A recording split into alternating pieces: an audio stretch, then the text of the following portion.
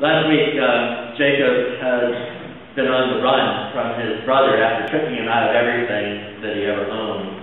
And Jacob ended up in this place where he thought he was all by himself, and then he had a vision of angels going up and down a ladder into the heavens, and he suddenly realized that no matter where he was, God was in this place. He said, surely God was in this place. Jacob was up first thing in the morning. He took the stone that he used for his pillow, stood it up as a memorial pillar, poured oil over it, christened the place Bethel, God's house. The name of the town had been Luz until then. And Jacob vowed a vow, and listen to this. If God stands beside me and protects me on the journey on which I'm setting out, and keeps me in food and clothing, and brings me back in one piece to my Father's house, then this God will be my God. This stone that I have set up as a memorial pillar will mark this place where God lives, and everything that you give me, I'll give a tenth back to you. Jacob set out on his way to the people of the east. He's looking for a wife.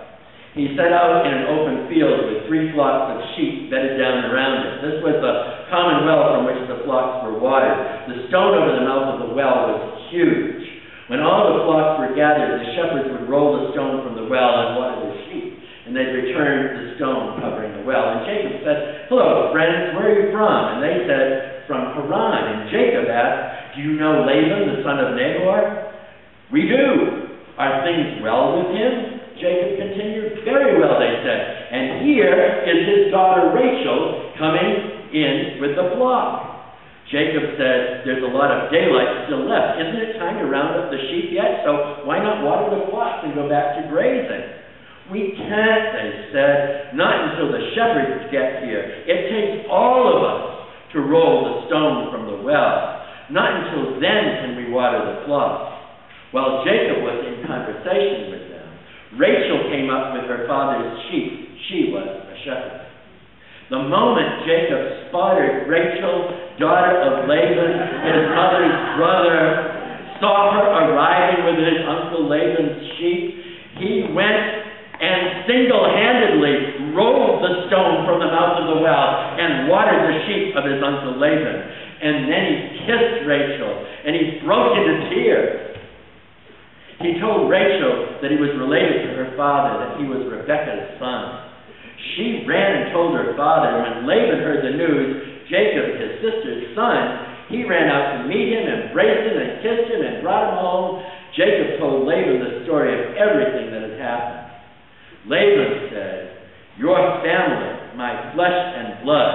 And when Jacob had been with him for a month, Laban said, "Just because you're my nephew, you shouldn't work for me for nothing.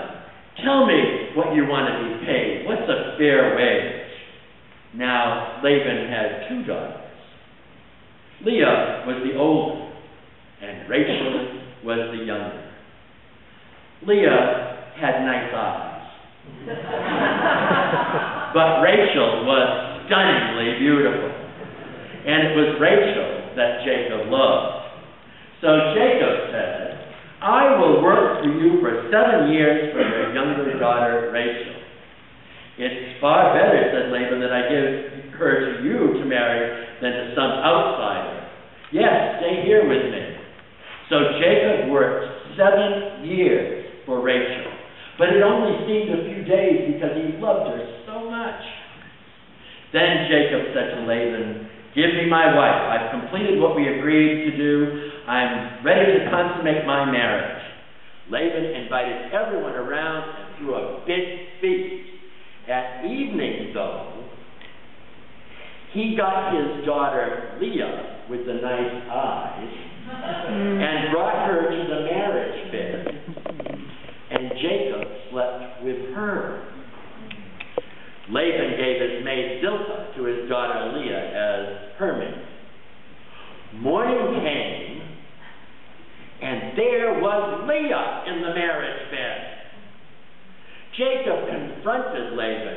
"What have you done to me? Didn't I work all this time for the hand of Rachel? Why did you cheat me? We don't do it that way in our country, said Laban. We don't marry off the younger daughter before the older. So enjoy your week of honeymoon, and then we'll give you the other one also. But it will cost you another 7 years of work. Jacob agreed. And when he completed the honeymoon week, Laban gave him his daughter Rachel to be his wife. Laban gave his maid Bilhah to his daughter Rachel as her maid. Jacob then slept with her. And he loved Rachel much more than Leah. He worked for Laban another 7 years. Here ends the reading, and may God bless us to our understanding. May the words of my mouth, may the meditations of our hearts be acceptable in your sight, for you alone are our rock and our Redeemer.